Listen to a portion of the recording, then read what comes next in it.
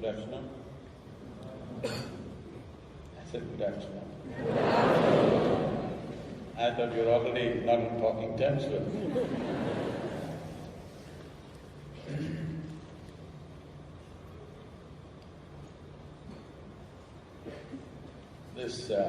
This chant, what we did just now, is it okay? Audio is okay?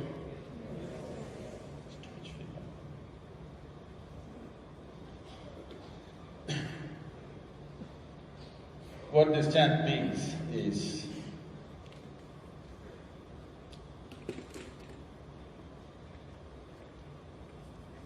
there is a certain sweetness to birth and life, but death is a compassion. However good it is, at some point you want it to be over.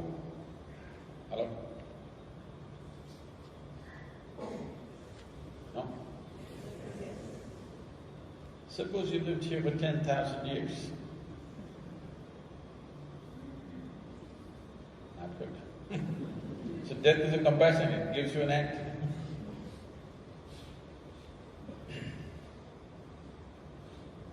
But life has many struggles.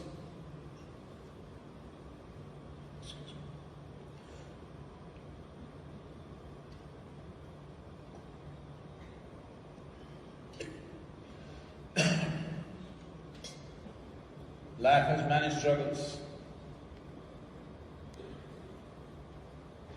Not necessarily because life is doing something to you. Most people are busy doing something to themselves. When was the last time that someone poked you with a dagger? Last time. They never did. Maybe when you were in the school, someone poked you with a pin at the most. Or that also they did not do, they ignored you.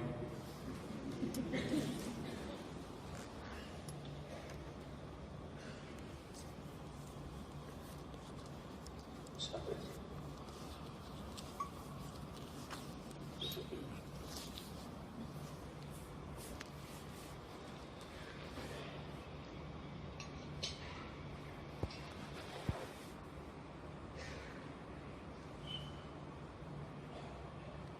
Or in other words, what I'm saying is, how much suffering is ever coming to you from outside? Minuscule, isn't it? Rest is all on self-help. If there is something to do, people will suffer that. If they have nothing to do, they suffer that immensely. Yes? If something happens, people suffer. If nothing happens at all in your life, immense suffering, isn't it? People come to me and say, Sadhguru, please bless us, nothing should happen to me. So what kind of blessing is this? My blessing is, let everything happen to you. Let everything that's life happen to you. Have you come here to avoid life or to experience life? If you're testing out, who is the yogi here? Whatever I say. Yeah, I can sit here like this for the next 3 hours without moving my eyeballs. Don't compete with me. Are we in talking terms? Yes.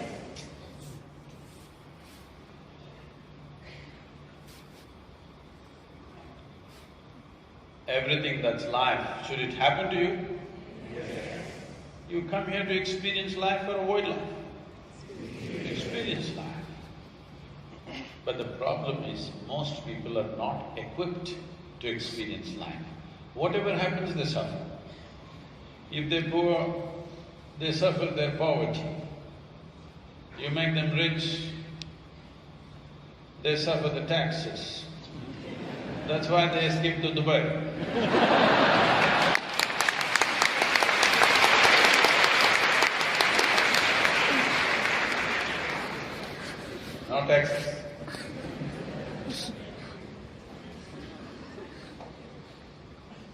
They're not educated, they suffer that.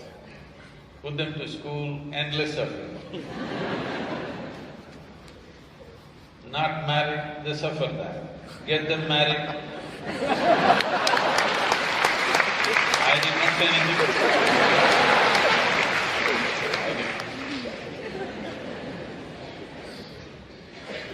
No children, many people suffer that. Give them children, daily suffering. Tell me one thing that human beings are not suffering. So the problem is just this, they are suffering time. So kala vashadi, that means one who transcends time. For him, everything is compassion. One who has transcended time has no issues with anything. How do you transcend time? Why time is of some consequence to you? Right now, as you sit here, suppose we sit here for 2 hours, 3 hours, what is he going on talking? 4 hours, without asking me, you will run. Body is keeping time, isn't it? Yes or no? In many different ways, body is keeping time. Or in other words, time is of some consequence to you only because of your physical nature. Suppose you don't have a body, we will sit here for 10,000 years. Any problem? No. Only because you have a body. Body means physical. Physical means everything that's physical is moving in a cyclical way. There are cyclical patterns to everything that's physical. From an atom to the cosmic nature, everything is in cyclical movements. In fact, our experience of time is only cycles. Planet spins once, we call it a day. The moon goes around the planet, we call it a month. Planets goes around the sun, we call it a year. All our experience of time is essentially because of cyclical movements. If everything was going dead straight, you would not know what is time, isn't it? So essentially, people are suffering time because they have to do something. These days, doing something means only 2 thumbs, okay? Doing something does not mean like this. They have to do something because time is a problem.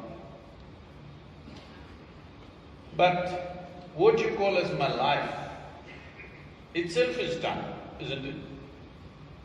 Your life is just a certain amount of time and energy, isn't it so?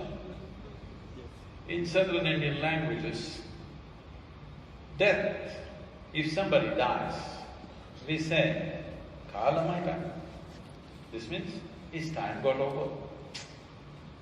In fact, that's all that happened, isn't it? Yes or no? All that happened is time got over. In English also there is a similar term. A few years ago, a couple of decades ago, if somebody died, we would say he's expired. Not anymore. Today you say he kicked the bucket.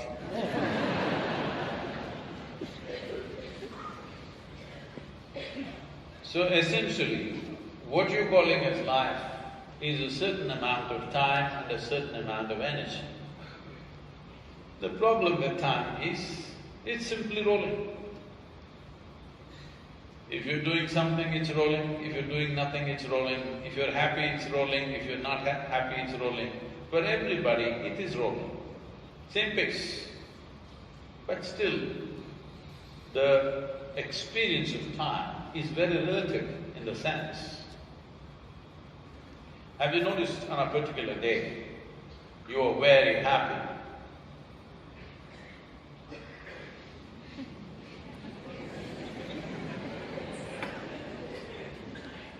talk to such people.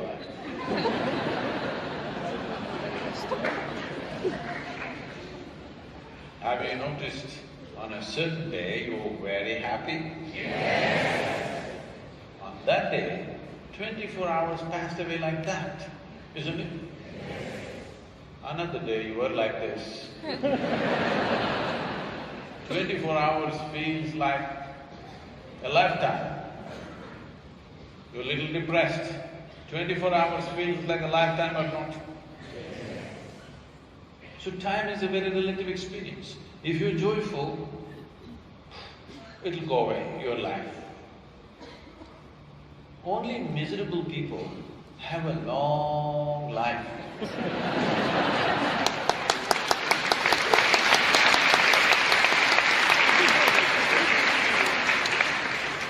If you're joyful, if you live to be 100, it'll be gone before you know what happened.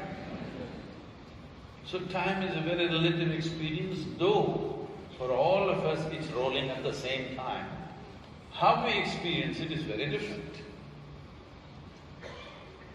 Now time is happening in equal proportion to all of us, but we cannot control it, we cannot slow it down, we cannot hasten it.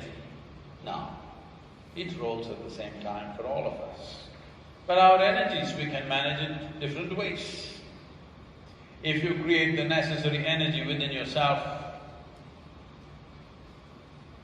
that what someone does in 10 days, you do it in 1 day. This means, if you live to be 100, you live to be 1,000 years. Yes or no? This you can do to yourself, that you can maximize your energies in such a way that what somebody does in 10 days, you do it in 1 day. This means, in other people's experience, you lived 1,000 years instead of 100 years. This is in our hands. This is why, if you master the time, which means in some way you distanced yourself from your physical nature. If you did not have a body, who cares what is the time? Yes? Only because there is a body. Slowly, initially your lower back will tell you the time. After some time, this will tell you the time. After some time, the bladder will fill up. After some time, it's telling time. Because body is a consequence of many cyclical processes that are happening within us. So naturally, it will keep time. And of course, it will die because it's keeping time. You know, all of you will die one day. So you didn't come to Dubai to escape death, only tax. Only tax, isn't it? That's okay. That's the best thing about life. Nobody fails, everybody shall pass.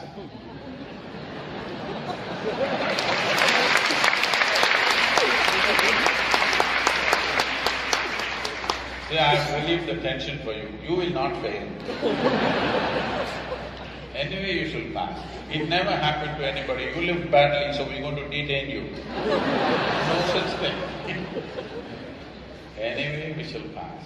Now the thing is, how shall we pass this life? That's a question. If there is an option between passing your life in highest level of pleasantness or highest level of unpleasantness, what would you choose? You must choose properly right now, I'm going to bless you. Pleasantness or unpleasantness? Pleasantness. So, you want to be pleasant. Is there anybody here in this hall who's not known a single moment of joy in your life?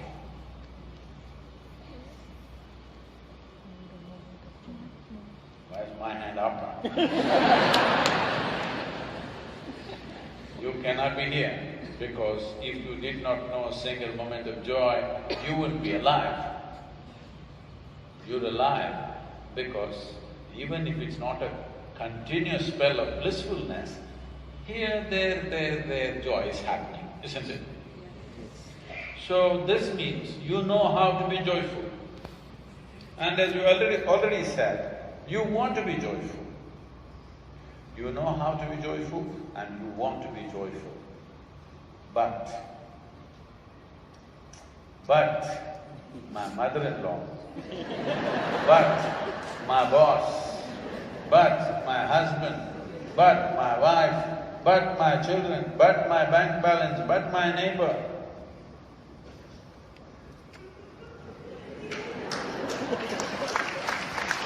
Now, to kick this butt, you need a yogi.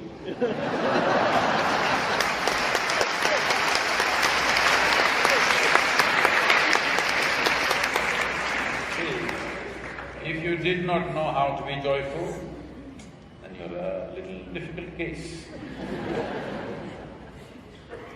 If you do not want to be joyful, you're a hopeless case. But you want to be joyful, and you know how to be joyful, but… Shall we kick the butt, I'm asking? You just have to kick this butt, that's all there is. Doesn't matter where they go, people invent some but happening or no. This happened. Husband and wife, they are celebrating their 50th wedding anniversary.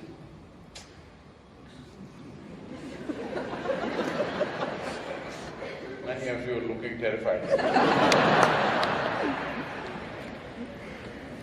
50th wedding anniversary, 75 years of age. The wife thought of a great romantic plan, as wives do.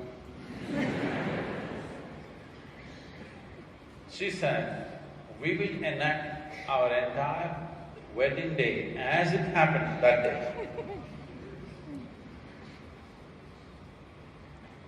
So they decided to visit the church where they got married.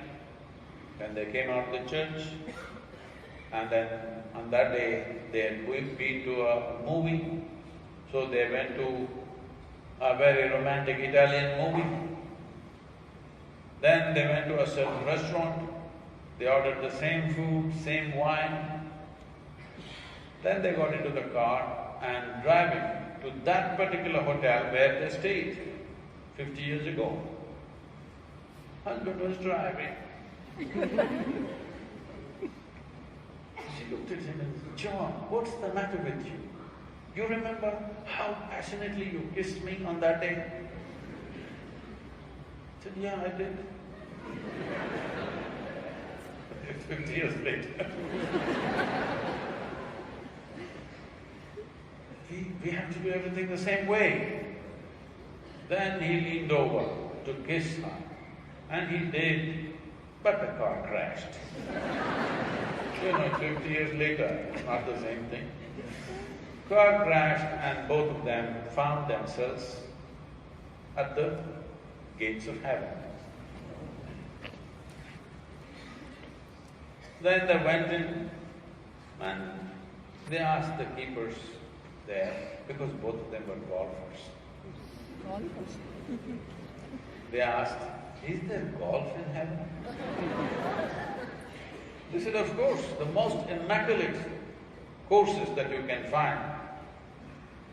But really, can you see? I said, they opened one door and it was a golf course, most spectacular golf course. Is there a tea time? Any time is tea time in heaven. Can we tee off? Yes. So the husband drove the ball went straight, splitting the fairway, long and straight. Then they walked down to the lady's tee, and the wife swung. She also had a very long and straight ball. Now they're walking for the second shot.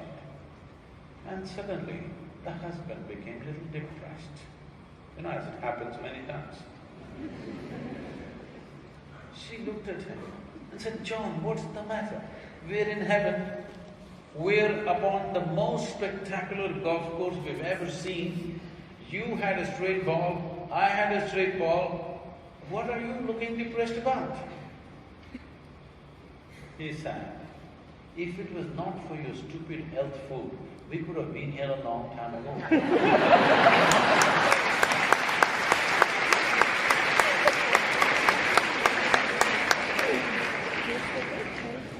You must see, for every solution there is a problem. People are busy finding a problem for every solution that they've had. Actually, your education, your job, your marriage, your children, all these things you did as a solution for your life, isn't it so? Hello? Yeah. But in every solution there is a problem. But shall we kick the butt?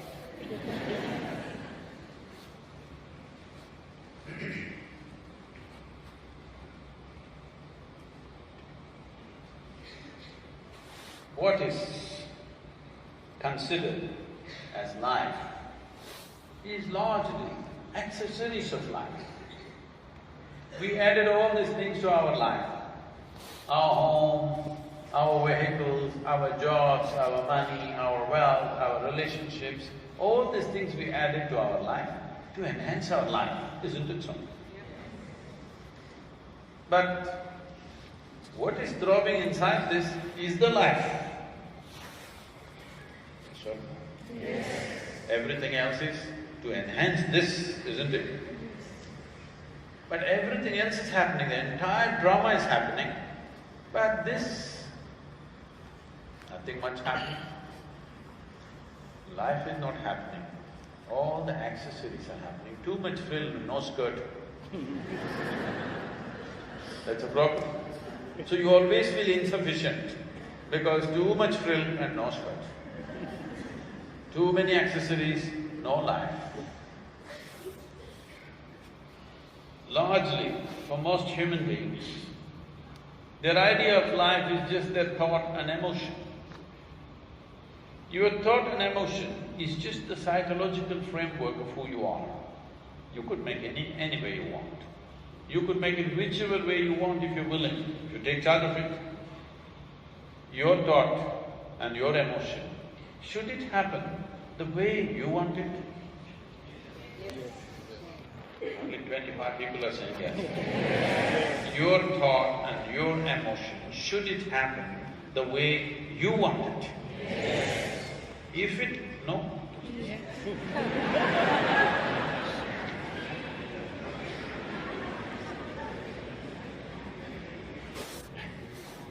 If it did happen, if your thought and emotion did happen just the way you want it, would you keep yourself blissful or miserable? So the problem is just this. Even the most fundamental aspect of yourself, your thought and your emotion, is not happening the way you want it.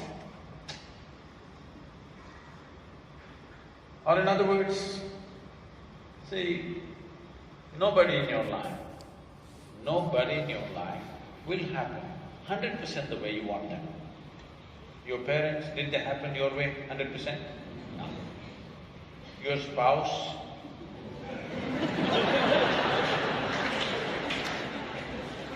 No, 51% if they're happening your way, you have the controlling stake. If you try 100%, it's finished. Yes? 100%, nobody happens. Nobody in your life happens 100% the way you want them. Not even your dog. These days they do their own thing. Animal rights.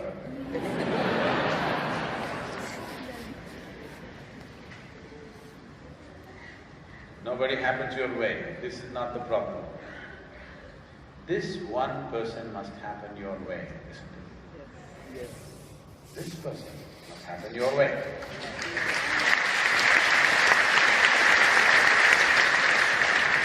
If this person happened your way, I'm sure you will make this into a fantastic human being. Can I trust you on that? Yes. If you become a fantastic human being, will we have a fantastic world? Yes. There's no other problem on the planet except you. Yes or no? If all the human beings vanish tomorrow morning, is there any problem on this planet? Everything is fine, isn't it? So there's really no other problem but you.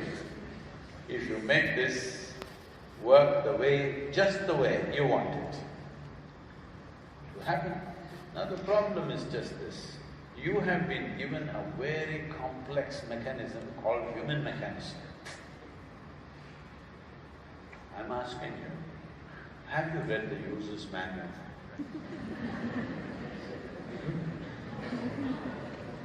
Not yet, how old are you?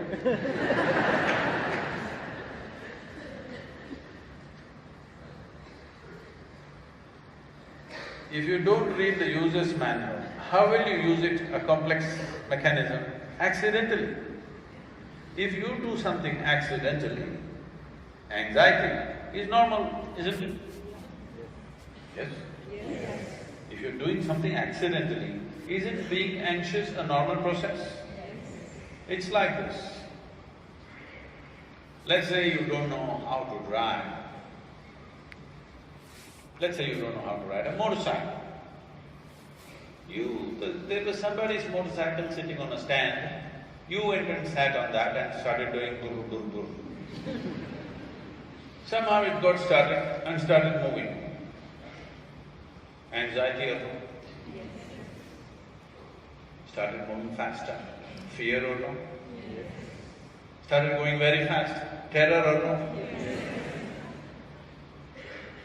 It's the same thing. If you knew how to ride this motorcycle, faster it goes, better it is. Yes or no? Now, your thought has become a problem, your emotion has become a problem, just about anything has become a problem simply because little fast it goes, you will become a wreck. If you don't go as fast as somebody else, you will become depressed. Yes. You look at somebody or you look at a slow-moving coach and think, I'm going fast, and then you feel happy. You look at somebody else going very fast, you feel depressed. Happening or no? Or in other words, your joy is only in somebody being less than who you are.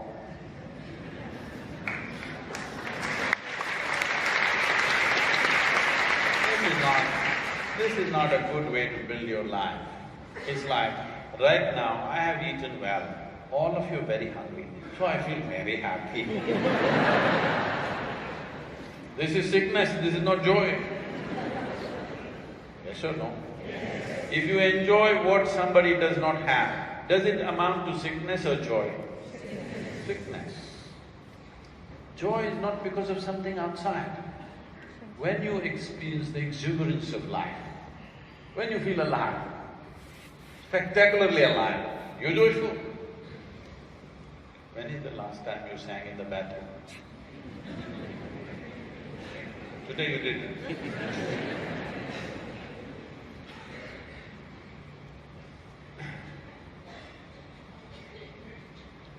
Or in other words, your aliveness coming down. I want you to look at this. When you were 5, 6 years of age, how alive you were.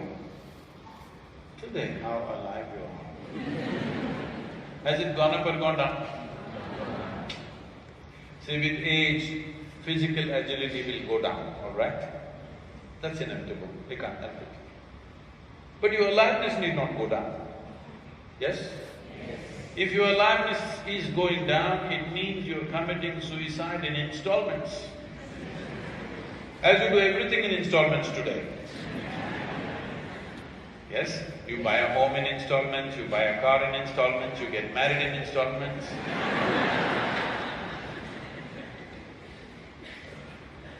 Of course, we're dying in installments. but you don't have to commit suicide in installments. Because if I just hold your throat down like, no, I won't kill you. Just like that, little down, I will hold your throat with 20% pressure on your throat. What does it feel like? Torture, isn't it? I'm saying, if you reduce your aliveness, living here is a torture. To wake up in the morning is a torture. To go through every simple thing is a torturous process because you reduced your aliveness. If you were buoyant with your aliveness, every damn thing is worthwhile. If you reduce your aliveness, everything becomes heavy, burdensome, not worthwhile. Yes or no? If you're afraid, in case you're afraid, if I don't slowly commit suicide like this, I may not die. If you have such a fear, I'm assuring you, you will die. Really. You don't have to be afraid. If I don't constantly work towards my death, it will not happen. It will happen, believe me. It will happen. You have any doubt? So you don't have to practice it. This is time for life. This is time for life, isn't it? Death will come, you don't need any practice, anyway will come.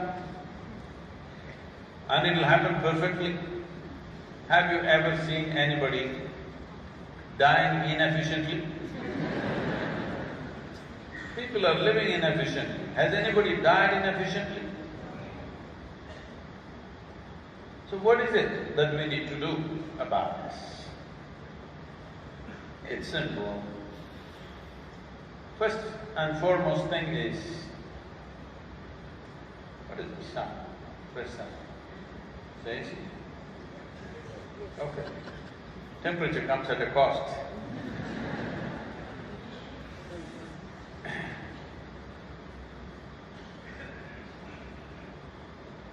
We have engineered the outside. We can create the climate that we want around us. All I'm asking you is, are you able to create the climate that you want within yourself? Sometimes yes, sometimes no, on and off, on and off, on and off. When things are on and off, when smallest things throw you off, then slowly you hesitate to do anything. You go on curtailing the possibility of your life because you may get hurt, you may suffer. The fear of suffering has hugely crippled humanity. The fear of suffering has made you into a half-step. Only if you become like this, that no matter what happens, this is how I will be. If this assurance comes within you, then you will walk full stride in your life. Otherwise, what will happen to me is always the controlling factor, isn't it?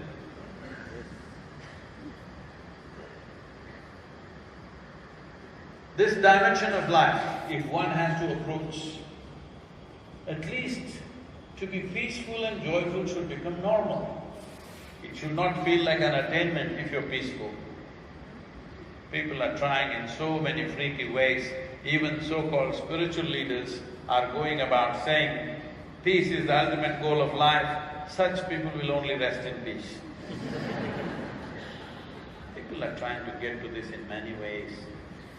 So many ways, this happened. Shankaran Pillai, at one time, was a little abusive husband, verbally. So he was screaming and yelling all this. But the wife was undisturbed. One day, in the middle of his fit, he stopped and asked, how do you manage this? No matter how much I yell at you, abuse you, you don't say a thing, you're just peaceful. How do you manage this peace? She said, "I clean the toilet." He said, "What? What has that got to do with this?" She said, "I use your toothbrush."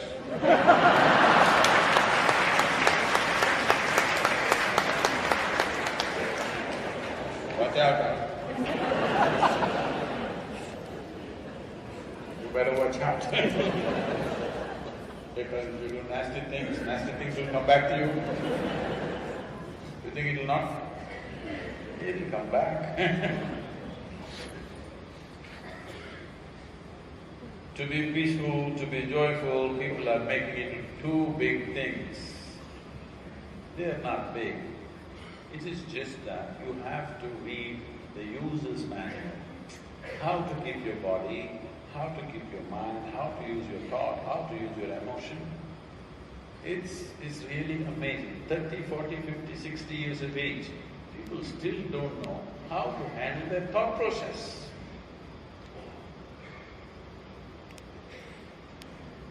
This happened. An Indian man went to United States. Of course, as a technology person,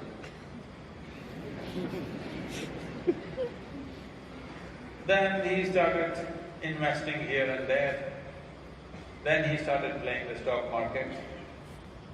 In 1994 or 1994 I think,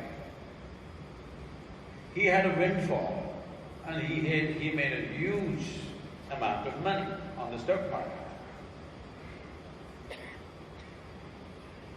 He was already over 60 years of age, and just the previous year he had a divorce.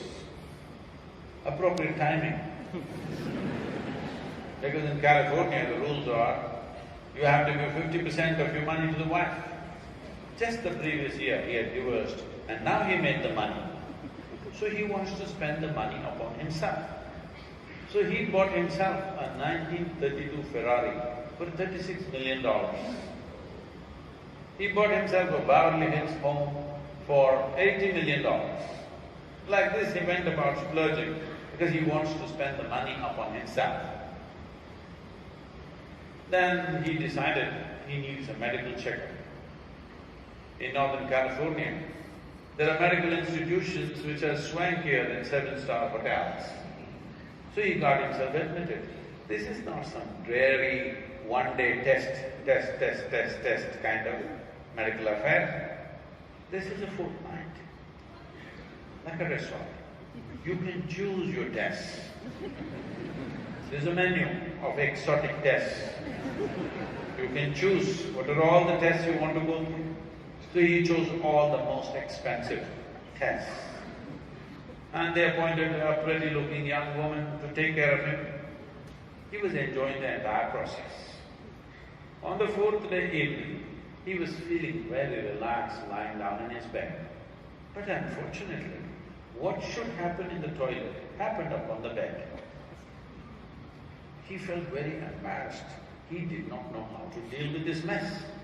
He was just looking at this mess on the bed, how to deal with it. Just then, he heard this young lady coming towards his room. Fortunately, in America, young ladies don't walk quietly. Talk, talk, talk, talk, she came. And he did not know what to do. He does not want this young woman to see this mess on the bed. So he gathered all the sheets, hospital sheets, and threw it out of the 5th floor window. As these white sheets floated down, a regular man, just a regular man, was going back from a party. It's such an unfair world. A man is expected to walk on a round planet, and the damn thing is spinning. So with great difficulty, he was walking sideways and finding his way home. And the sheets came and covered him. He screamed and yelled and fought with the sheets. It took him over 2 minutes to get all the sheets down. And he stood there, dazed, looking at the sheets. By then the security arrived. They said, "What is all the commotion about?" He looked down at the sheets and said, "It looks like I've beaten the shit out of a ghost."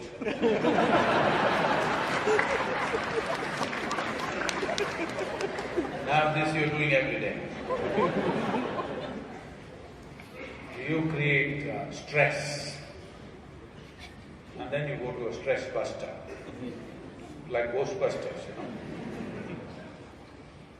Your stress, your anxiety, your depression, your nonsense, whatever you have, is essentially your making, isn't it so? Hello? Yes. If you only realize how I make these things up, you would stop it. If you only carefully pay attention to the user's manual, you would not use it in this way, isn't it? If your hand becomes like this, suppose your right hand suddenly starts punching you violently, what should the person next to you do? Hold it down, isn't it? But if it has continuous impulse like this, tie it down. But if it becomes uncontrollable, these two fingers will go and pluck off the eyeballs, then we must amputate the hand. So, yes. This is what you're doing one way or the other, because you never paid the needed attention as to how to handle this cerebral capability that we have as human beings. In so many ways to kill it. I don't know whether you're killing it with the mantra, or with the drink, or with the drug, or with excessive eating, or simply there are internal ways, committing suicide in installments. In some way, you're taking away the exuberance of the mind because it's causing so much mess. The problem is just this, it's a very evolutionary problem, it's not your fault. You know Charles Darwin? He said, "You were all monkeys, not me." That is, he said, "You were all monkeys, your tail fell away and you became human." Yes? I will make it very simplistic. It's a much more complex affair, but to make it very simplistic, he said something like this: a goat could have become a giraffe over many million years. A pig could have become an elephant over many more million years. And a monkey became human rather quickly. So quickly that anthropologists think there must be a missing link somewhere.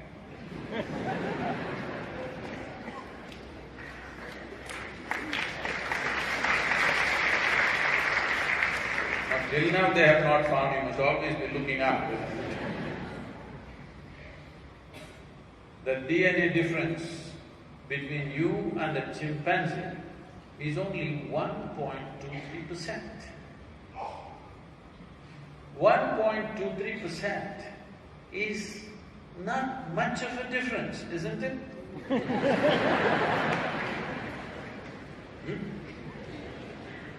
Is 1.23% a big percentage? Physiologically, that is how close you are to a chimpanzee. But in terms of your intelligence and awareness, you may be worlds apart from a chimpanzee. Now our problem is this: you have a cerebral capability, you have a mind for which you don't have a stable enough base. Now it works against you. You don't really need an enemy, isn't it? Hello? You're in self-help. Nobody needs to stab you every day, poking yourself one way or the other. People come to me and say, "Sadhguru, my mother-in-law, she's impossible. And my husband, after all, her son. My wife, oh, there is no solution for her. My boss is not even human. Like this many complaints. I said, don't worry, your mother-in-law, husband, wife, boss, nobody will be allowed here, just you. Just you. Nothing to do. I will give you a nice place to stay and good food to eat. Nothing to do. Just be joyful. You just give them a room and ask them to stay. I tell them, I'm going to make random checks on you. If I find you miserable, I don't believe in feeling misery. So you should not feel misery, isn't it? If you're joyful, I will take care of you for the rest of your life. In 24 hours' time, you visit them and see in how many ways they twisted themselves out is unbelievable. When you're alone, if you're miserable, you're obviously in bad company, isn't it?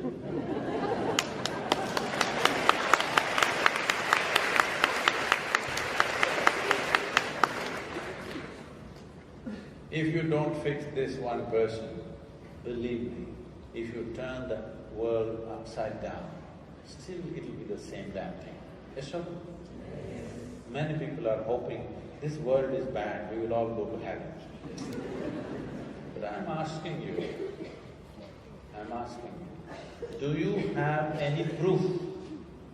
Do you have any proof that you are not already in heaven and messing it up?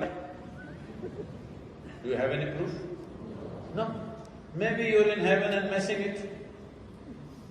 In this condition, wherever you go, you will only mess it. Yes? What's wrong with your life? Really nothing? Compared to any other generation on this planet, we know better comforts and convenience than anybody ever on this planet, isn't it so? Are we not enjoying all this? But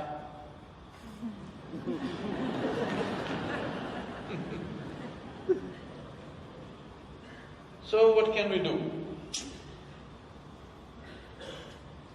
First and foremost thing is this, we have too many ideas, no perception. Idea means you can make it up, yes? Perception means you perceive only what is there, you don't make up anything. This is very important, very, very important. The moment you say, I like something, you will exaggerate it in a positive way. The moment you say, I don't like something or somebody, you will exaggerate it in a negative way. Yes or no? But if you want to navigate your way through this world, the most important thing is, you see everything just the way it is. Yes? If you do not see things the way they are, you cannot handle life in any sensible way. Can I tell you a little story? Now I seek your permission because the moment I say once upon a time, a lot of people think it's bedtime. This is not once upon a time. You know, my girl was only 3.5 months old when she started traveling with me. So I was in my front seat, my left hand is on her, my right foot is down, and I drove all over India like this. She grew up in the car till she was 5. So at this time, we are in various homes, every day I'm in a different home. Adults will pounce on a child. The moment they see a child, they think they have to teach the child something.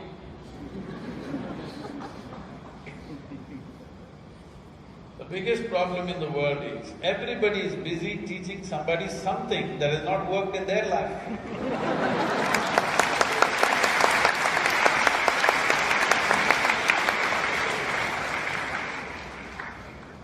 You must at least take this much commitment in your life. What has not worked in your life, you should not pass it on to anybody. What has truly worked in your life, please share it with the world. Yes or no? That much integrity you must have, isn't it? But you will see, everybody is… The moment they see a child, their mouth will water. They want to teach the child something. Between you and your child, who is more joyful? Who should be a consultant for life?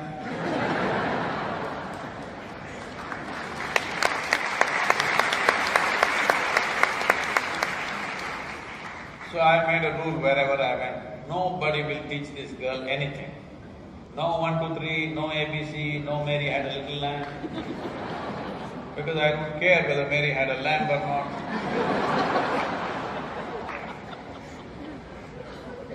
So I said, nobody will teach her anything. So nobody teaching her anything. Because nobody is telling her anything. She's all ears. She picks up everything. By the time she's 18 months, she speaks 3 languages very fluently. Because nobody teaches her anything. She's soaking up everything that's happening around her.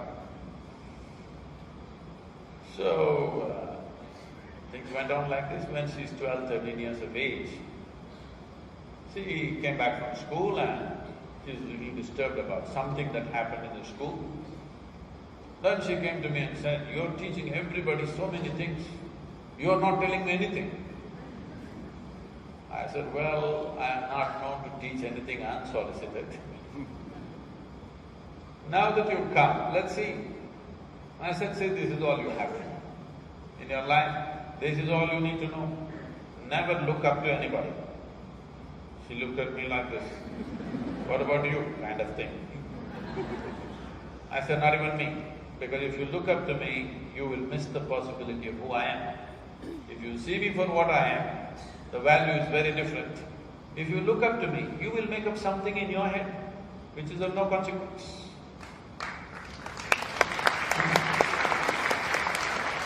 So, never look up to anybody, never look down on anybody. Then you will see life just the way it is. And navigating your way through the life is not even a problem. Now, as simple as it sounds, the problem is you are constantly busy arranging the world and the existence. This is high, this is low, this is God, this is devil, this is virtue, this is evil, this is sin, this is this. Constantly arranging the world like this. If you can simply look at everything just the way it is, not looking up, not looking down, simply seeing everything just the way it is not even an issue to handle life. But the moment you say something is good, you will get identified with it. The moment you say something is bad, you will get aversion towards it. Yes or no? Yes. Once you develop this, then you start a volatile movement in your mind. Now you can't stop it. If you sit, stand, sleep, it is going on and on and on endlessly, on the verge of madness. People generally are in a socially accepted levels of madness. If they cross that, they are sent elsewhere. If they are within that margin, you do get mad sometimes, don't you? Hello? This expression is used, isn't it? I'm mad with you. So, you're off and on mad. Some people are more consistent.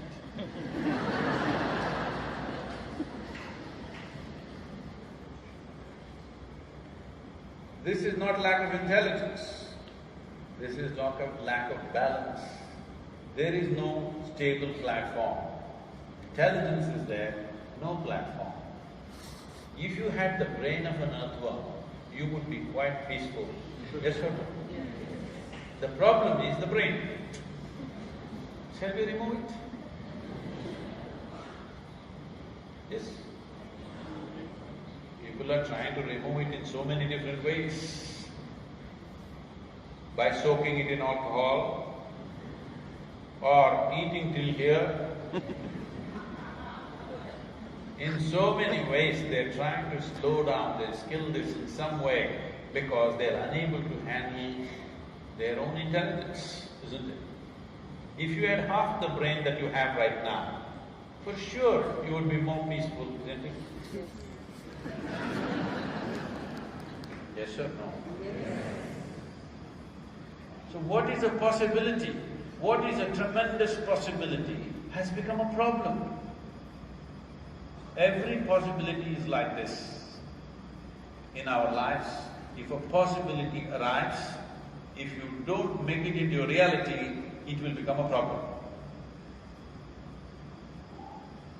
Being human is a tremendous possibility. We are the top species on the planet, isn't it? Some of you are not agreeing with me. It's okay, it's okay. I leave it to you. We are the top species on the planet, isn't it? Yeah. Most evolved, supposed to be. On top of the pile of evolution. But no creature on the planet is suffering as a human being suffers. No creature on the planet is creating the kind of problems that human beings are creating. See, if you are intelligent, should you create solutions or problems? But no creature has ever created the kind of problems human beings are creating, isn't it so? So that means we have an intelligence that's not working for us, something working against us, isn't it? If we have to get this in line, there are many simple processes. One thing is, you need a little distance to understand the nature of the mind. When I say nature of the mind, how does your mind function? What drives it? What keeps it going? What keeps it at an insane level of activity? Whether it's necessary or not necessary, it's simply going on. Most people are in a state of mental diarrhea. Non-stop it is flowing. Suppose if you sit here, your hand started jumping all over the place. Would it be ridiculous?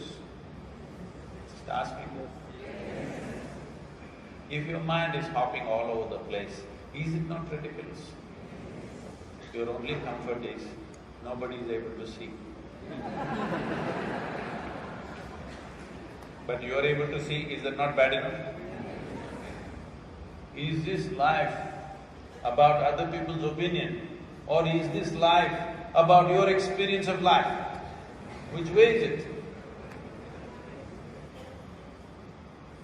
This is about how you experience your life, how profound it is, how beautiful it is, how exuberant it is, how fantastic it is. This is what this is about. This is not about what somebody else is going to say about it. Yes? But this, the problem right now is, everything that you know as life is happening to you only by comparison. Because your sense perception of seeing, hearing, smelling, tasting and touching is only by comparison. Because you have seen darkness, you know light. Because you have heard the sound, you know the silence. Because I touch this, now it feels cool to me. It feels cool to me not because I know how it is, it feels cool to me simply because of the way my body temperature is right now. If I lower my body temperature and touch it, this would be warm to me. Yes or no? Let's say you're 6 feet tall. If you're 6 feet tall, you stand like a tall man, you walk like a tall man, you think like a tall man, you feel like a tall man, you are a tall man. You went to another society where everybody is 8 feet tall. Now you stand like a short man, walk like a short man, think like a short man, and you are a short man. Yes or no? So what you know in comparison is not a reality, it's a distortion of reality, useful only for survival process. It is not useful for anything else. Because everything that you know is coming to you from your sense perception, you inevitably compare. The moment you compare, somebody is better, somebody is less, somebody is high, somebody is low, somebody is good, somebody is bad. Because inevitably you're comparing. That is not the nature of your fundamental intelligence, that is the nature of your sense perception. So the same thing is extending itself. So if you have to go beyond this, at least your perception a little bit at least must go beyond your sense organs.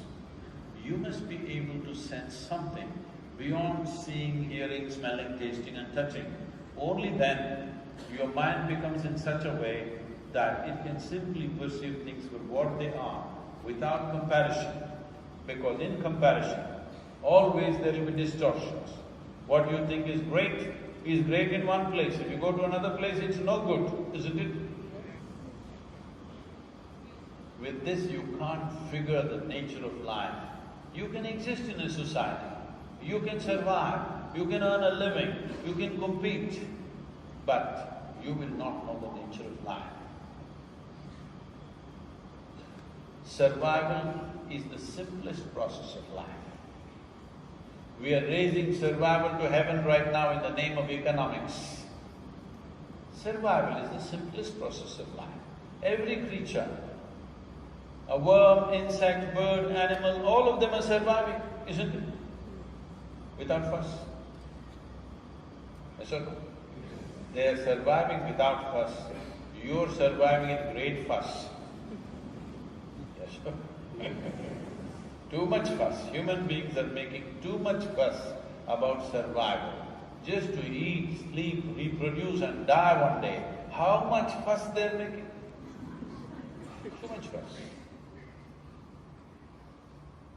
You must set a bar to your survival. You must define what is survival.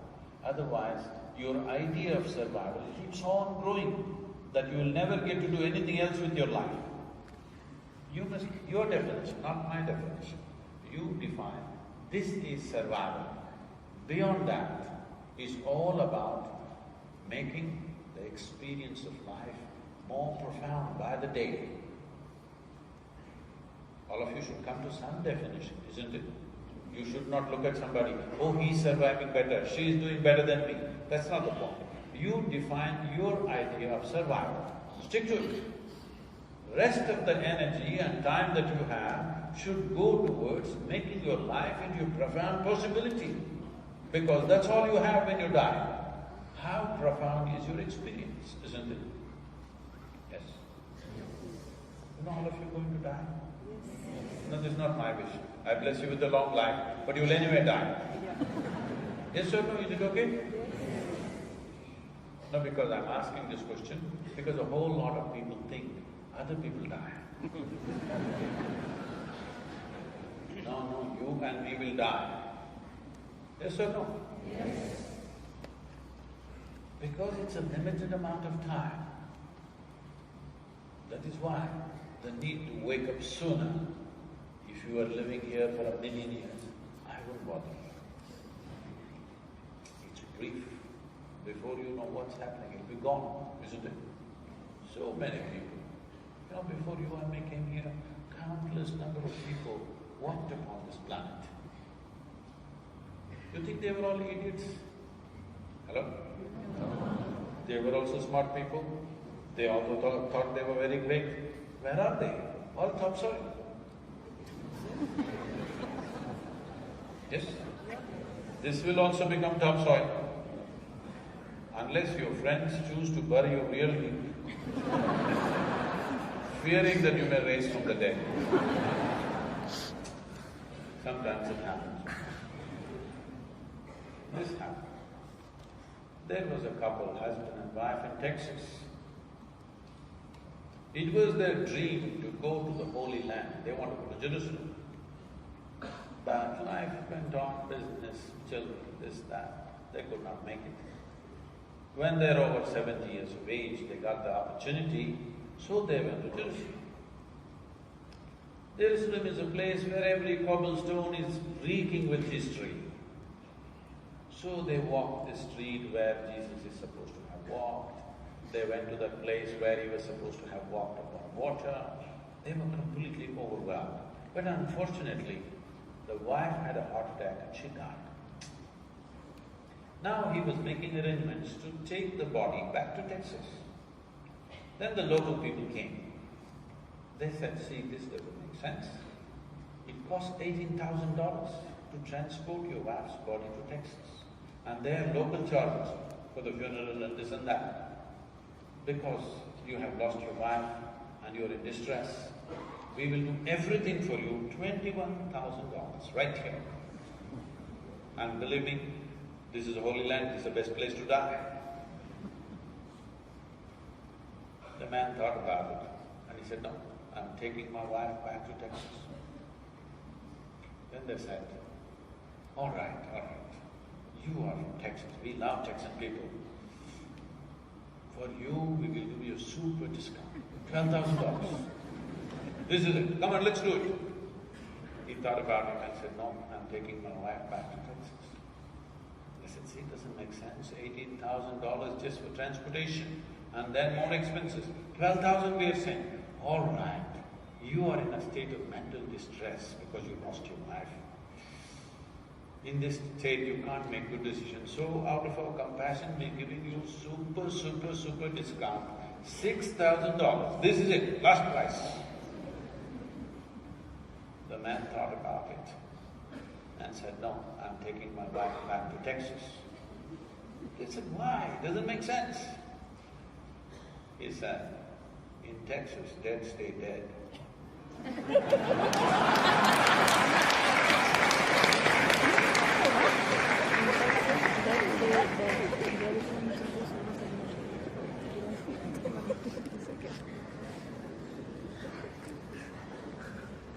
Many people, countless number of people have walked this planet like you and me. They all thought they were fantastic people, but now… And this is our time on the planet. This is our time on the planet. It's for us either to make life spectacular or miserable. It's in our hands, isn't it so? Sadhguru, looks like you have not seen my family.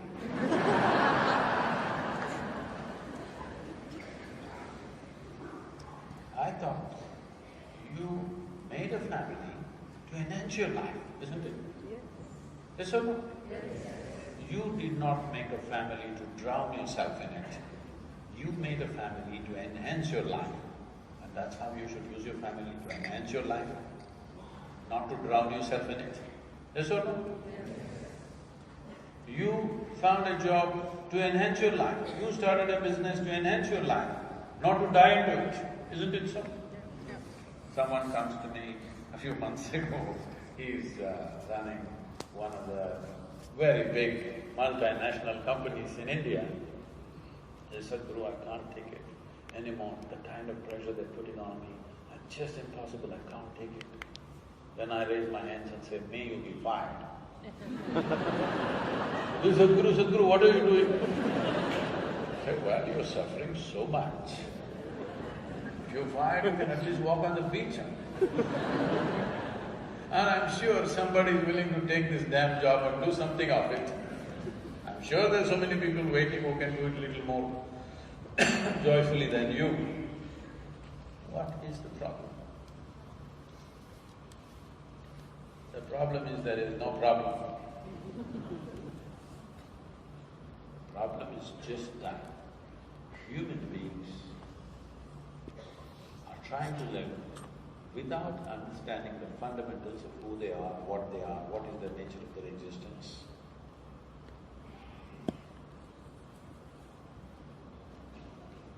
Now the question is, why should I do all this?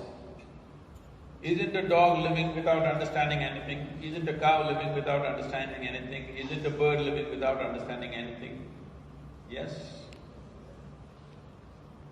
This is an important aspect that you must see. In the evolutionary process, for all the other creatures, nature has drawn two lines. Within those two lines, they live and die. For the human being, there is only bottom line, there is no top line. Whatever you do, it's not enough. Something else needs to be done, isn't it? Yes or no? Whoever you are, you want to be something more or not? If that something more happens, what? Something more, something more, something more. What is this about? Why go in such small installments? I will make you the king or queen of this planet. Don't look at me hopefully. What makes you think I'll commit such a blunder? But suppose you become the king or queen of this planet, would you be fulfilled, I'm asking you? No. You would say, but what about our solar system? I say, okay, you be the king of the solar system. What about the universe? All right, we'll give you the galaxy. If I give you one galaxy, will you be fulfilled? You will want more galaxies, isn't it so? So there is something within a human being which doesn't like boundaries. There is something within a human being constantly longing towards an infinite goal. You are not looking for more, you're looking for all. See, this is the nature of human intelligence. You don't have to go through everything. You got a simulator. Hello? Do you have it now? You got a simulator. Sitting here, you can see, suppose I become the king of the universe, what will happen? You can see from here only or no, experientially. You know what's a simulator? People go fly an airplane on a simulator, have the entire experience without ever taking off from the ground. You have a simulator or no? So you have a simulator, try it and see. You are the king of a galaxy. Are you fulfilled? No. So your goal is obviously infinite expansion. Or in other words, what has happened is, there is something within you which is constantly longing to be something more than physical. Why I'm saying something more than physical is, physical world is a world of boundaries. Physicality is a dimension of boundaries. You can call something physical only if it has a defined boundary, isn't it so? If there is no defined boundary, it cannot be physical. So there is something within you struggling to go beyond physical nature. Because what is physical in you is something that you've acquired and gathered over a period of time.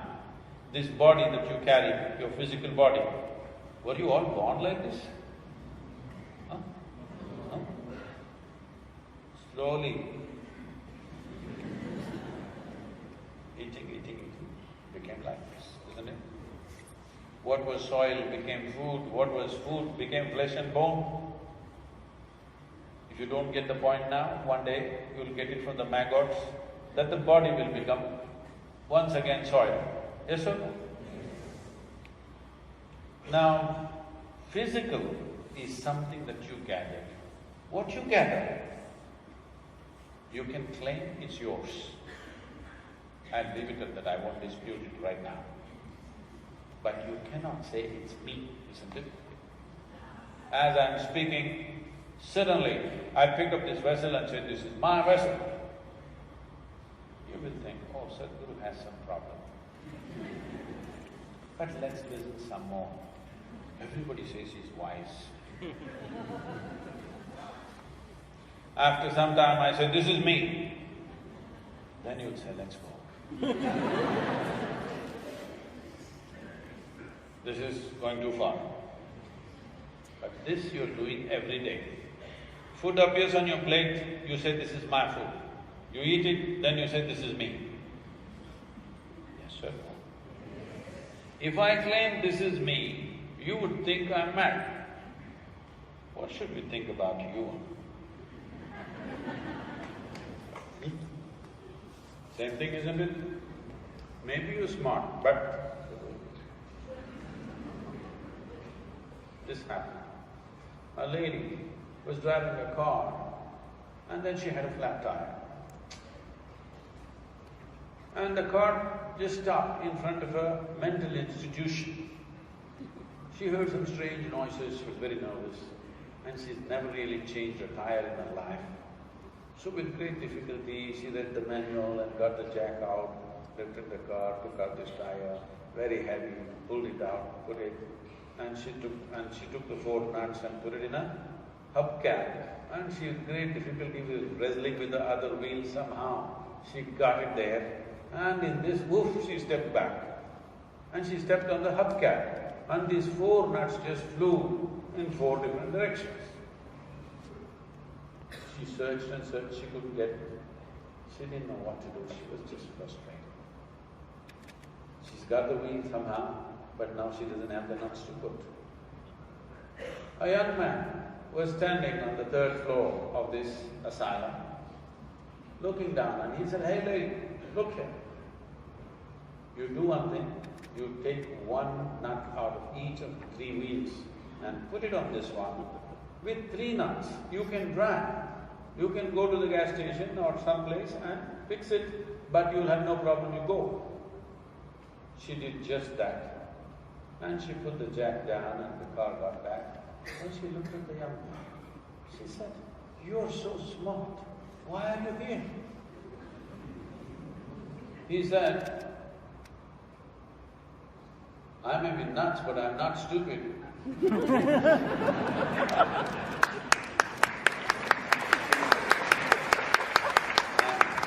I'm not saying you're stupid, little nuts. Because if what is not you, if you think it's me, little nuts, isn't it? Yes, sir? Something that's not me, if I think I'm this, little crazy or no? Similarly, if you think I'm this, is this crazy or no? Something that you gather, it can be yours, it can never ever be you. What you call as my body is a heap of food. What you call as my mind is a heap of impressions. Between these two impressions, heaps of impressions and food, where the hell are you? Yet to be found. If you want to conduct anything well, if you want to use, let's say your cell phone, a simple gadget, the more you know about it, the better you can use it. Is it so? Is it so? Why is that not true with this? The more you know about this, the better you can use it, isn't it? So we call this self-realization. Self-realization is not an achievement, not an attainment, not an invention. We just realized a few things about this, about the self. We realized the nature of what this is. Knowing the nature of this life, should it happen to you at the beginning of your life or at the end of your life? Because there is a certain thing going around, spirituality is at the end of your life, when you're no good for nothing. That's the time to do the spiritual process. I am asking you, knowing this should happen to you at the beginning or at the end? It should happen at the beginning. If you know this at the very beginning of life, you will live a wonderful life. If you don't know this, you will blunder through life. In the end, if you come to know, you may die peacefully. A lot of people don't even do that, that's another matter. But they will rest in peace. At least they will leave others in peace.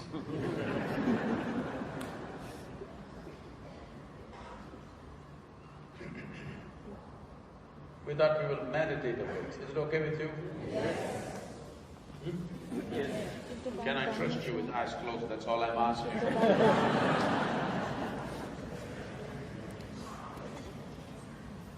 The word meditation, the English word meditation, does not mean anything. Or in other words, it does not say anything specific. If you close your eyes and sit, people will say, "Oh, he's meditating." With eyes closed, you can do many things. You can do, if you go with the yogic terminology, you can do japa, tapa, dharana, dhyana, samadhi, shunya, samyama, many things. Or you might have just mastered the art of sleeping in vertical postures.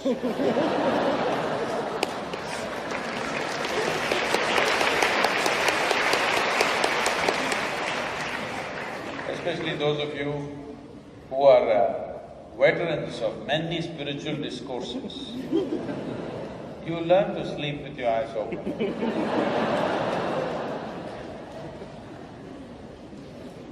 Comes with practice. So what is meditation? meditation is not an act. It is not something that you can do. It is a quality. The problem right now in the modern world is, because we have become too goal-oriented, we want the mangoes, but we don't care about the tree. If this continues for long, you will have to eat plastic mangoes one day. Yes or no? You don't have to want the mangoes. If you care for the tree, mangoes will fall on your head, isn't it? You know it happened to Isaac Newton? Realization happened. Just because the fruit fell, but the farming happened, fruits keep falling, but realization happened. Such a big realization happened. Similarly, if you want something, that's not what you go for. If you want flowers in your garden, you don't have to do flower meditation. If you want flowers in your garden, you must not think about flowers. You must think soil, manure, water, sunlight. None of them look like flowers. Soil doesn't look like flowers, manure doesn't smell like flowers, water has nothing to do with flowers, sunlight, not at all flowering. But if you manage these things, flowers will happen, isn't it? Similarly, meditation does not mean doing something like that. If you cultivate the body, if you cultivate the mind, emotion and energy to a certain level of maturity, meditation will happen. Or you will become meditative. The fragrance of meditativeness will go with you wherever you go. So it is a quality, it is not an action or an act that you perform. So how do we bring about this quality? Cultivating the body, mind, emotion, energy. Right now, because you are just weekend yogis,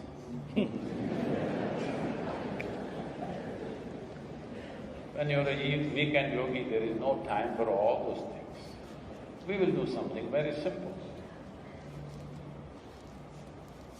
There is a process called inner engineering, that is, if you're willing to commit yourself for 30 hours of focused time, then we will teach you something, that if you sit here, your body is here, your mind is somewhere else, what is you is somewhere else. Once there is a distance between you and your body, between you and your mind, this is the end of suffering. Because you know only two kinds of sufferings in your life, physical suffering, mental suffering. Do you know any other suffering? Do you? No. Physical suffering, mental suffering. Little distance between you and your body, little distance between you and your mind. This is the end of suffering. Only when you're in it, it is a problem. Little distance, everything is okay. Let's say you're driving to the airport, big traffic jam. You suffer this, isn't it? Then somehow you made it. You got into the airplane and it started flying. You look down, still big traffic jam. It looks really nice.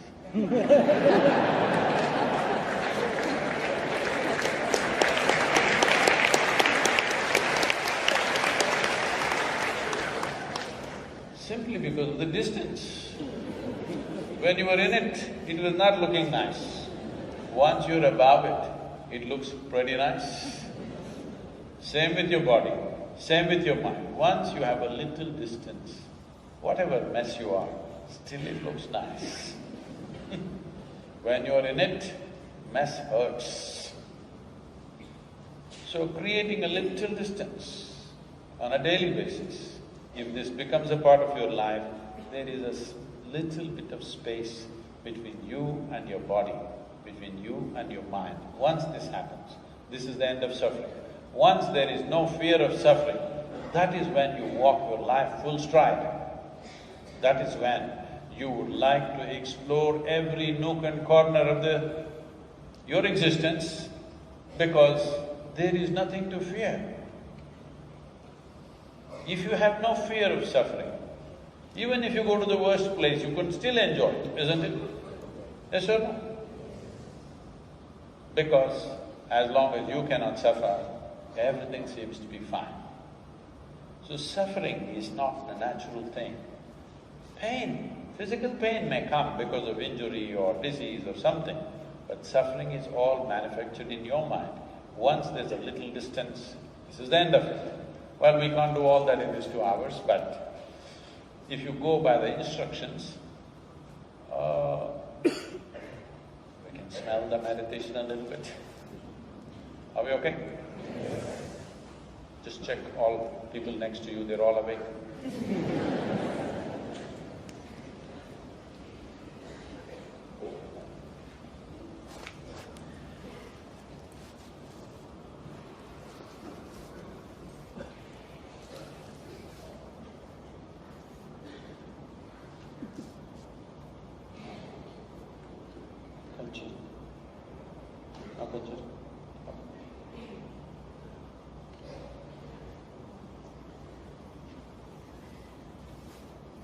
We'll do something very simple, okay? You will notice this, that if you… there is something about your hands. Just sit with your spine reasonably erect, using the chair's backrest, just comfortably erect. We will just try these 2 hands, okay? All the 5 fingers together, place it gently upon your thigh, all 5 fingers together. Don't keep it like this way.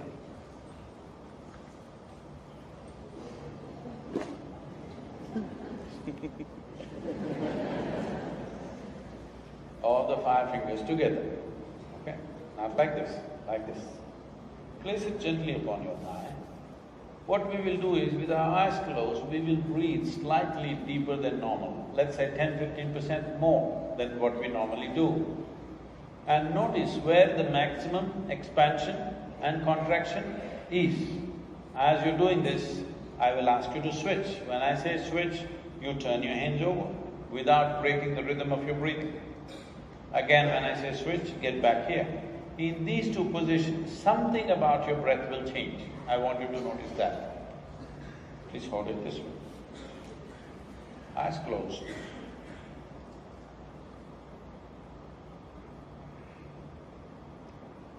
Breathe in and out slightly deeper than normal. Notice where the maximum expansion and contraction is.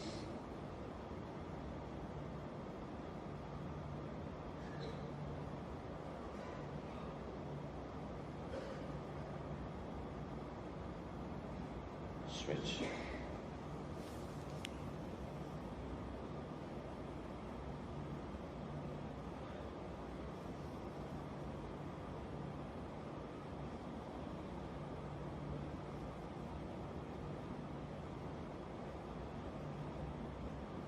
Switch again.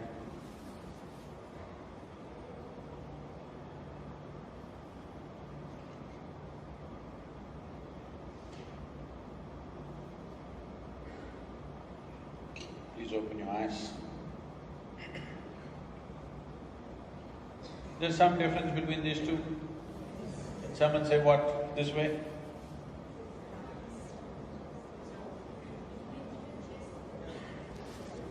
Where is the maximum expansion and contraction? This way? Okay, I will tell you what's happening, try it again and see. When you place it this way, you will notice the maximum expansion and contraction in the lower lobe of the lung. So you will notice it in the diaphragm region. If you turn it around, it moves a little higher up to the middle lobe of the lung. Just try it and see, just 1 breath.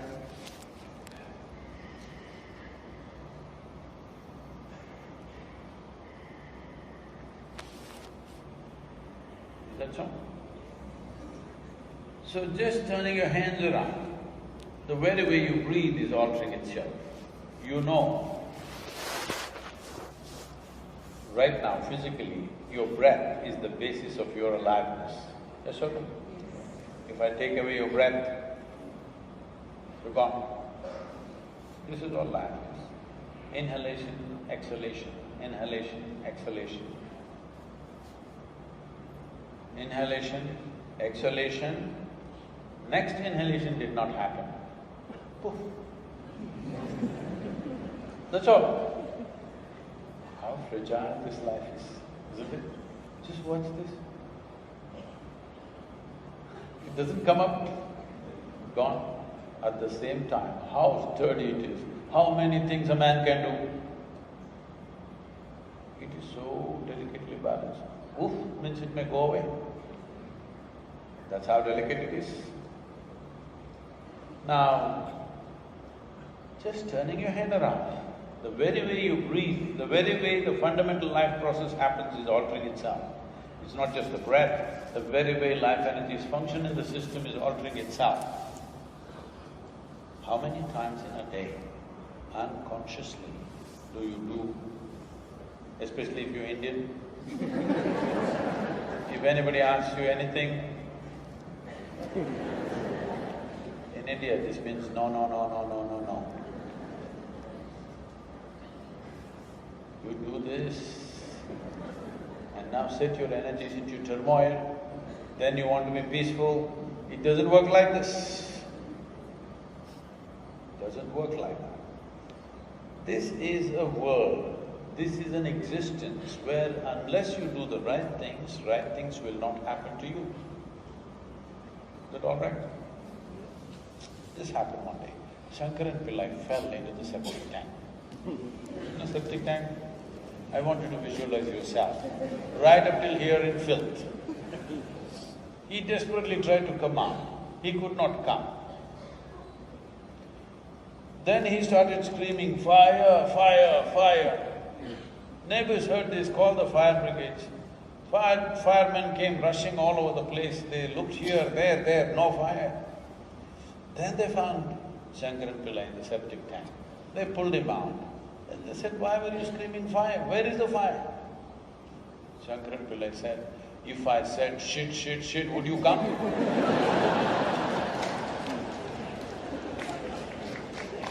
Unless you do the right things will not happen to you. This is true with the outside world. This is true with the inside, inner dimension also. Unless you do the right things will not happen to you. Or in other words, if right things are not happen to you, you must see you are not doing the right things. Yes? In the outside world,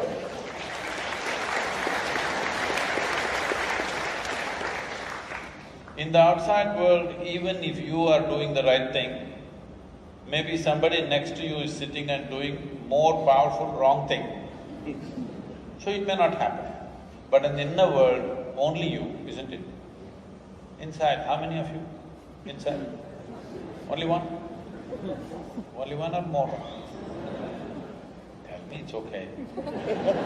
Because the moment I ask you something, you will say, my Atma, my Paramatma, my ego, my Ankara, my this. I'm asking you, how many people inside? Only one, better be only one. If more than one are there, it means you're either schizophrenic or you're possessed. That means you either need a psychiatrist or an exorcist. Only one. You are an individual. An individual means not further divisible. There are three people within you, we can't make you meditate. Only if you're an individual, not further divisible. The moment you divide this further, you will become sick. You may think you're doing something spiritual, you're just driving yourself crazy. Yes, you may think, by thinking my Atma is here, my Paramatma is here, my ego is somewhere else, if you think like this, you are driving yourself towards madness. This is not spiritual process. Let this be very, very clear, there is only one in this. The reason why it looks like there are many is, you surprise yourself. Sometimes you are so wonderful. Sometimes you are a horror. Sometimes you're beautiful. Sometimes you're ugly. Sometimes you're wonderful. Sometimes you're nasty. This is who you are, isn't it? Yes or no? If you see it is me, who is sometimes wonderful and sometimes nasty, if you see it's just me who's doing this, you will want to fix your nastiness sometime, isn't it? If you think, no, no, I am very nice, my ego, nasty fellow, Mr. Ego, you know, then you can never fix, you can't fix a crowd, you can fix an individual. Because only if you sit here as an individual, we can make you have the fragrance of meditation with you. Otherwise, how can you make a crowd meditate? You cannot make a crowd meditate. Only one, right? That's good.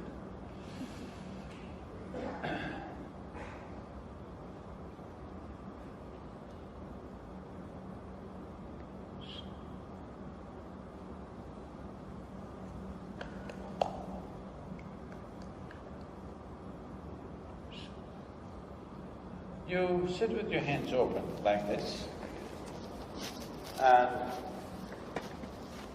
you keep your face slightly upturned like this with your eyes closed. If you do this, those of you wearing spectacles, if you can please, I'm sorry, if you can keep it aside, keep it in your pocket or whatever. With a slightly upturned face, with eyes closed, if you sit, you will notice a mild focus will happen between your eyebrows. Do you notice that?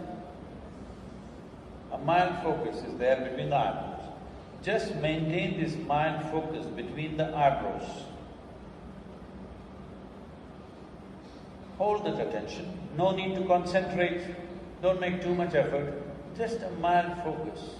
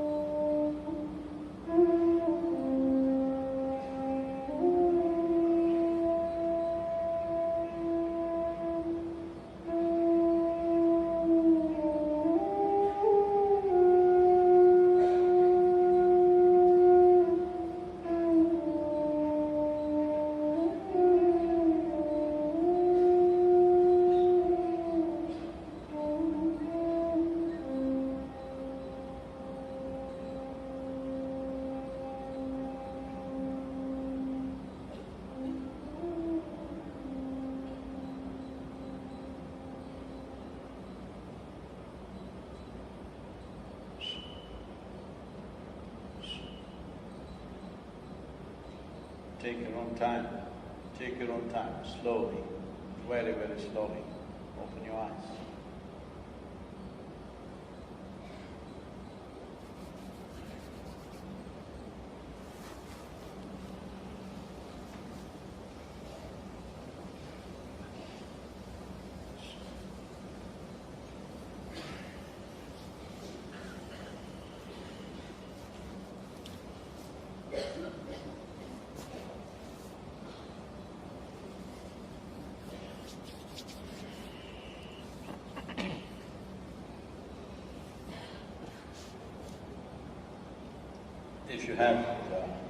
If you have any question, any kind of question that matters to you, please, microphone.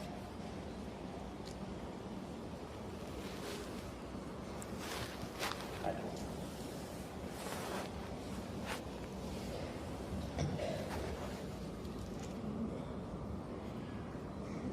Where's the microphone? Hello? Hey Sadhguru. Where are you? Right here. Okay. Namaste. I guess my question is, what's the fundamental difference between you and me and everyone? At our core, not just like superficially. I mean, you look different and stuff, obviously, but… what's the difference between someone who's enlightened and someone who's not? At the core. What is the difference? I'm sorry. What's the difference between someone who's fully realized and someone who's not?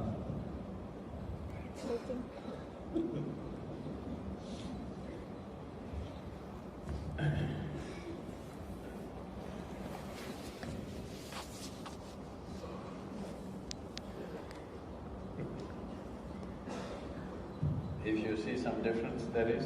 If there isn't,